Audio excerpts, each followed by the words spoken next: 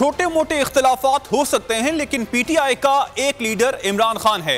विफाकी वजीर गुलाम सरवर खान ने पीटीआई में ग्रुप बंदी और फॉरवर्ड ब्लॉक की खबरों को मुस्तरद कर दिया। कहा, जहांगीर तरीन कानूनी जंग लड़ रहे हैं। उनके साथ ज्यादती नहीं होगी, बल्कि बिला तफरीक एहतसाब जारी रहेगा।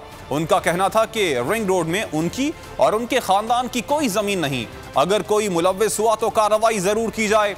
विफाकी वजीर का कहना था कि पीडीएम इत्तेहाद अपनी मौत आप मर चुका।